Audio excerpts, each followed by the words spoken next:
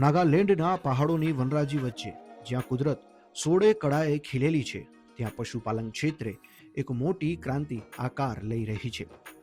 આ ક્રાંતિના પ્રેરણાતા છે ડોક્ટર કોબુ ખાતે, જેઓ ઓક્ટોબર 1999થી મેડ્ઝીફેમાં સ્થિત ICAR રાષ્ટ્રીય મિથુન અનુસંધાન કેન્દ્ર ખાતે વરિષ્ઠ વૈજ્ઞાનિક તરીકે પોતાની સેવાઓ આપી રહ્યા છે. મિથુન એ ગાય અને ભેંસના પરિવારનું એક પાલતુ પશુ છે. જંગલોમાં રહેવાને કારણે આ પશુ અર્ધ જંગલી ગણાતું અને માનવ સંપર્ક ઓછો હોવાથી તેને હિંસક પણ માનવામાં આવતું હતું. તે મુખ્યત્વે ભારત, મ્યાનમાર, ભૂટાન, ચીન અને બાંગ્લાદેશ જેવા દેશોના પહાડી વિસ્તારોમાં જોવા મળે છે. મિથુન એ માત્ર પ્રાણી નથી, પરંતુ ત્યાંની સંસ્કૃતિ અને અર્થતંત્રનો આધાર સ્તંભ છે. પૂર્વોત્તર ભારતની સંસ્કૃતિનું પ્રતીક છે મિથુન.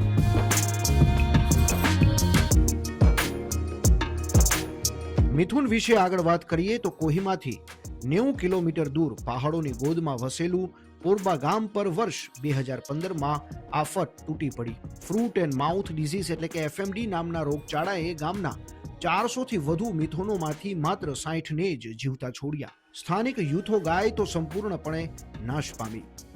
નિરાશ થયેલા ખેડૂતો મિથુન પાલન છોડવાની તૈયારી કરતા હતા અને માત્ર 10 જેટલા પશુપાલકો જ બાકી રહ્યા હતા. વર્ષ 2017માં આઈકેર, NRC અને વરિષ્ઠ વૈજ્ઞાનિક ડોક્ટર કોબુ ખાતેએ હસ્તક્ષેપ કર્યો. તેમણે માત્ર સલાહ જ ન આપી, પણ ખેડૂતોને આધુનિક ટેકનોલોજી અને સંશોધન સાથે જોડ્યા.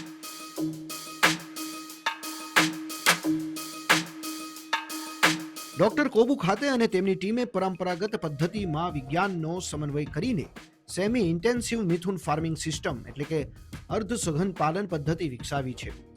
આ એક એવી ખેતી છે જેને શૂન્ય ખર્ચની ખેતી કહેવાય છે. મિથુન અત્યાર સુધીમાં માત્ર માંસ માટે જાણીતું હતું, પરંતુ હવે તે દૂધનો પણ ઉત્તમ સ્ત્રોત બન્યું છે. મિથુનના દૂધમાં ફેટનું પ્રમાણ 8થી 10% જેટલું હોય છે, જે ગાય કે ભેંસના દૂધ કરતાં ઘણું વધારે છે. બજારમાં ઉચ્ચ ગુણવત્તાયુક્ત દૂધની માંગ દિન પ્રતિદિન વધી રહી છે. ડોક્ટર કોબુ ખાતે માને છે કે જો મિથુનને નેશનલ લાઇવસ્ટોક મિશન એટલે કે NLMમાં સામેલ કરવામાં આવે અને તેના માટે ચોક્કસ સંવર્ધન નીતિ ઘડાય તો નાગાલેન્ડમાં માંસ, દૂધ અને મૂલ્યવર્ધિત ઉત્પાદનો દ્વારા આર્થિક સમૃદ્ધિના નવા દ્વાર ખુલી શકે છે. આપને જણાવી દઈએ કે ગુજરાત, મહારાષ્ટ્ર સહિત દેશના અન્ય રાજ્યોમાં પણ મિથુનને રાખવામાં આવ્યા છે અને તેની માંગ વધી છે. જામનગર ખાતે આવેલા વંતારાને પણ 50 મિથુન આપ્યાની માહિતી ખુદ ડોક્ટર કોબુ ખાતે આપી છે. મિત્રો, મિથુન શબ્દ સાંભળતાની સાથે જ આપણને બોલિવૂડ એક્ટર મિથુન ચક્રવર્તી મગજમાં આવે છે, પરંતુ નાગાલેન્ડનું સ્ટેટ એનિમલ મિથુન છે, જેના રિસર્ચ સેન્ટર પર અમે આવી પહોંચ્યા છે અને તેના વિશેની વિસ્તૃત માહિતી આપણને આપશે અહીંના જે સિનિयर साइंटिस्ट છે. सर, सबसे पहले आपका परिचय दीजिए और बताइए मिथुन के बारे में क्या है सब. ओके, ये जो मेरा नाम है डॉक्टर कुबू खाटे. मैं सीनियर साइंटिस्ट हूँ इधर और मेरा स्पेशलिटी है life stock production and management.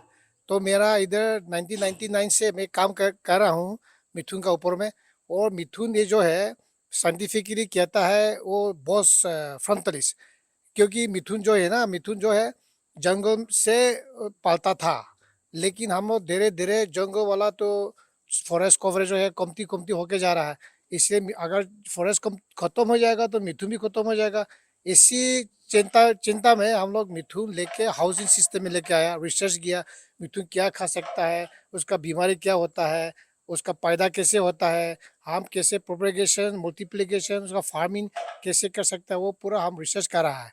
तो इधर मिथुन लेके आया हम 1998 से मिथुन इधर लेके आया फार्मिंग.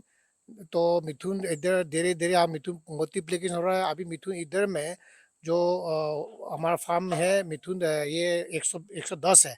तो मिथुन जान लिया अभी कैसे प्रेगनेंसी, उसका डिजीज, उसका खाना क्या है, उसका ग्रोथ रेट क्या है, कितना बड़ा होता है, वो क्या फ़ायदा है.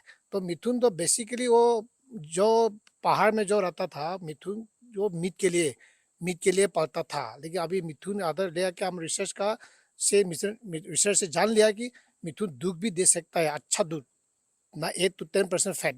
और उसी से खेत का काम भी कर सकता है, क्योंकि पहाड़ में ट्रैक्टर नहीं जा पाता है. तो पहाड़ मिथुन है, ये तो पहाड़ जानवर है, तो वो पहाड़ में खेती काम करने के लिए भी वो मिथुन अच्छा है, अच्छा होगा। और उसका गाड़ी, उसका काट, मिथुन लेके उसका काटिंग भी कर सकता है। तो मिथुन इधर अभी हम दुनिया को पूरा जानकारी दे दिया कि मिथुन अच्छा जानवर है। उसका मीट जो है फैट बहुत कमती रहता है।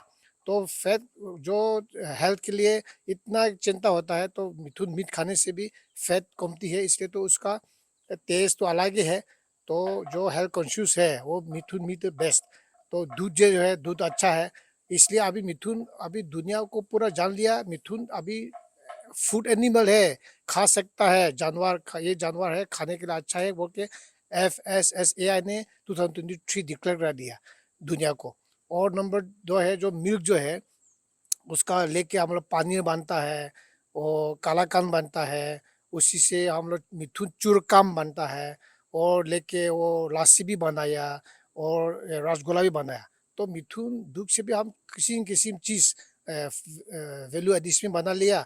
वो मीट लेके हम जो पहाड़ी लोग हैं मिथुन मीट लेके ऐसे रो मीट खाता था, लेकिन हम मिथुन मीट लेके वैल्यू एडिशन, मिथुन नागेट्स, मीट बॉल, मीट पिकल वो पूरा बना के देखा। तो मिथुन जो है वो फार्मिंग जो है एकदम प्रॉफिटेबल। वो लोग कभी भी नुकसान नहीं होगा। तो मिथुन डिमांड अभी जो बाहर से भी आ रहा है, हमने मिथुन असम को दिया, मिथुन वेस्ट बंगाल को दिया, मिथुन गुजरात में भी है, गुजरात में वनतारा में। और मिथुन अभी इधर उधर भी चला गया और महाराष्ट्र में भी। तो मिथुन अभी नॉर्थ ईस्ट से भी बाहर जाएगा और जा रहा है। ये मिथुन है। मिथुन जो है हमारा ये जो स्टूडेंट स्कूल से भी बाहर से भी IIT NIT सब इधर मिथुन देखने आजकल बहुत विजिटर्स बढ़ गया। वो अब मुझे अच्छा लगता है और आप लोग भी आके मिथुन का बारे में इंफॉर्मेशन ले रहा है तो मेरा वो खुश है।